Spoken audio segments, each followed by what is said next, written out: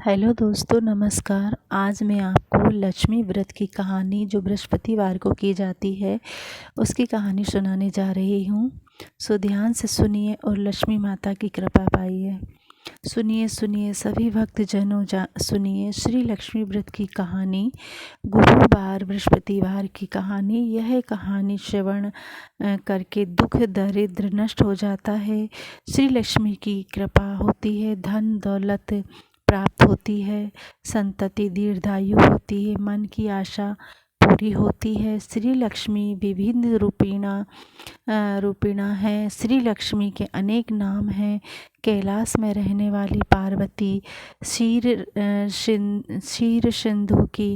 सिंधु कन्या, स्वर्ग की श्री महालक्ष्मी, भूलोक में रहने वाली श्री लक्ष्मी, ब्रह्मलोक की सावित्री, भूलोक की राधिका, वृंदावन में रहने वाली रामेश्वरी, चंदन वन की चंद्रा, चंपक वन की विरजा, पद्म वन की पद्मावती, मालती वन की मालती, कुंदन वन की कुंदती, केतकी वन की सुशीला, कंदम वन की माला, राजगृह में रहने वाली राजलक्ष्मी और घर घर की गृह लक्ष्मी।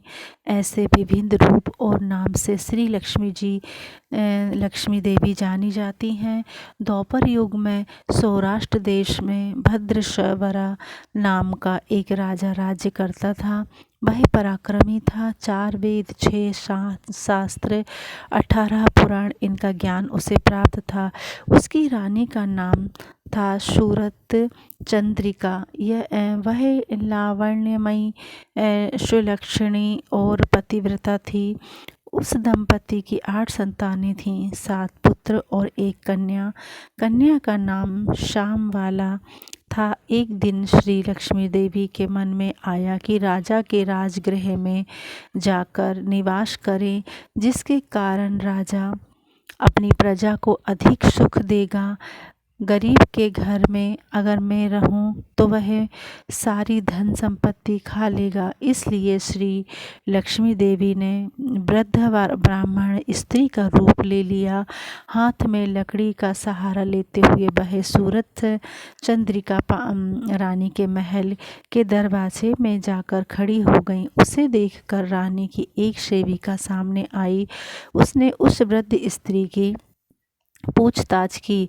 वृद्ध स्त्री के रूप में श्री लक्ष्मी माता कहने लगी, मेरा नाम है कमला, पति का नाम है भुवनेश, हम लोग द्वारका में रहते हैं। तुम्हारी रानी पूर्व जन्म में एक वैश्य की पत्नी थी। हर दिन उन दोनों पति पत्नी में झगड़ा पैदा हो जाता था। उसका पति उससे बहुत मारपीट करता था। इस हालात से वह परेशान हो गई और घर छोड़कर चली गई।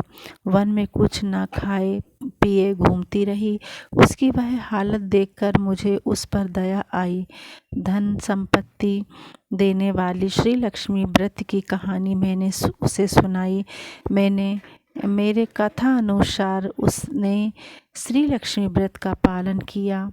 श्री लक्ष्मी देवी उससे प्रसन्न हो गई।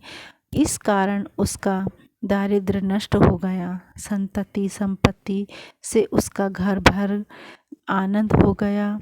तत्पश्चात उन दोनों का निधन हो गया।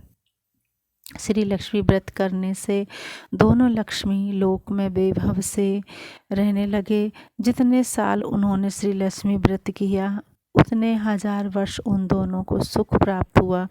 तभी तो उन्हें राजकुल में जन्म प्राप्त हुआ। लेकिन रानी को अभी अपने व्रत का विस्मरण हो गया है। उसे स्मरण कराने के लिए मैं यहाँ आ गई हूँ। रानी की सेविका ने उसे अंदर ले जाकर श्री लक्ष्मी व्रत की जानकारी पूछी। पूजा विधि की भी जानकारी ली। वृद्ध रूपधारी श्री लक्ष्मी ने उसे लक्ष्मी व्रत की जानकारी एवं महात्माएं कथन किया। इसके बाद वह रानी की दासी उस वृद्धा स्त्री का एहसान मानकर रानी को उसका संदेश देने के लिए चली गई। राजा वैभव में रहने वाली रानी को अपने ऐश्वर्य का बहुत घमंड था। वह उन्मत्त हो गई। वृद्धा का संदेश सुनकर वह गुस्से में आ गई और वृद्ध ब्राह्मण स्त्री को उसने अपमानित किया। लेकिन वह वृद्धा की स्त्री साक्षात लक्ष्मी जी थीं। यह बात रानी को मालूम नहीं थी। रानी का बर्ताव देखकर श्री लक्ष्मी ने वहाँ रहना पसंद नहीं किया। वह वृद्धा श्री साक्षात लक्ष्मी थी, यह बात रानी को मालूम नहीं थी। रानी का बर्ताव देखकर श्री लक्ष्मी ने वहाँ रहना पसंद नहीं किया, अपने खुद के निवास में ही रहना पसंद किया। वह वहाँ से निकली। कुछ ही फासले पर उन्हें श्यामबाला मिली। उसे सारी जानकारी मिली। उसने उस वृद्ध स्त्री से क्षमा याचना की। तब श्री लक्ष्मी को उस पर दया आई। उसने श्याम वाला को श्री लक्ष्मी व्रत की जानकारी दी। वह दिन मार्गशीर्ष का प्रथम बृहस्पतिवार था। श्याम बाला ने भाव भक्ति से श्री लक्ष्मी व्रत का पालन किया। इसकी फल प्राप्ति यही हुई कि सिद्धेश्वर नामक राजा के मालाधर नामक पुत्र के साथ उसका विवाह संपन्न हुआ।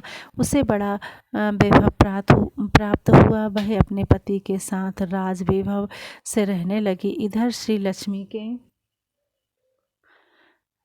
लक्ष्मी के कोपायमान क्रोधित होने के कारण राजा भद्रश्रवा और रानी सूरत चंद्रिका के राज्य का अंत हो गया। वैभव ऐश्वर्य का लोप हुआ और उनकी दशा बड़ी दयनीय हो गई। एक दिन सूरत चंद्रिका अपने पति से बोली, अपनी बेटी का पति राजा है, बड़ा अमीर है, उनके पास जाओ, अपनी हालत का बयान करो, उसको दया आएगी और वह कुछ धन संपत्ति जरूर देगा।